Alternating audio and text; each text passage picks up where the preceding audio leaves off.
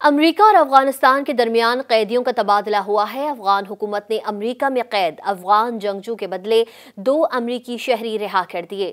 امریکہ اور افغانستان کے درمیان قیدیوں کے تبادلے کے بارے میں بات چیت کی تصدیق گزشتہ سال ہوئی تھی، لیکن قیدیوں کا تبادلہ نئے امریکی صدر ڈونلڈ ٹرمپ کے حلف اٹھانے کے بعد کیا گیا۔ خبر رساں ادارے AFP کی رپورٹ کے مطابق افغان وزارت خارجہ نے منگل کو بیان میں بتایا کہ امریکہ میں قید افغان جنگجو خان محمد کو 2 امریکی شہریوں کے بدلے رہا کر دیا گیا ہے اور وہ وطن واپس آ گئے ہیں۔ خان محمد تقریباً 2 دہائی قبل مشرقی افغان صوبے ننگرہار سے گرفتار ہونے کے بعد کیلیفورنیا میں عمر قید کی سزا کاٹ رہے تھے۔ طالبان حکومت کے ترجمان ذبیح اللہ مجاہد نے خبر رساں ادارے AFP کو بتایا کہ 2 امریکی شہریوں کو رہا کر دیا گیا ہے جنہیں 2022 میں طالبان نے گرفتار کیا تھا۔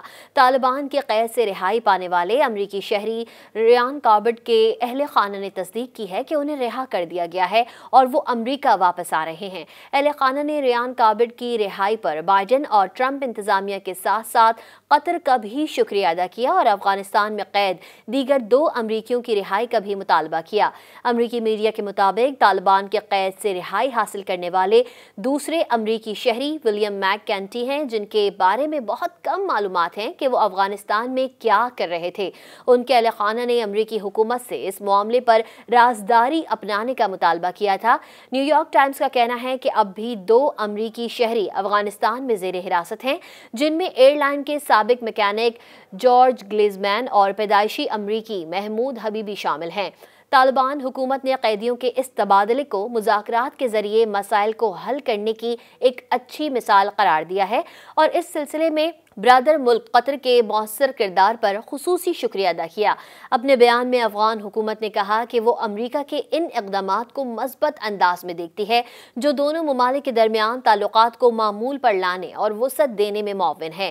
افغانستان کی طالبان حکومت نے نومبر میں ڈونلڈ ٹرمپ کے انتخابات میں کامیابی کے بعد کہا تھا کہ وہ امریکہ کے ساتھ تعلقات میں ایک نئے باب کی امید کر رہے ہیں۔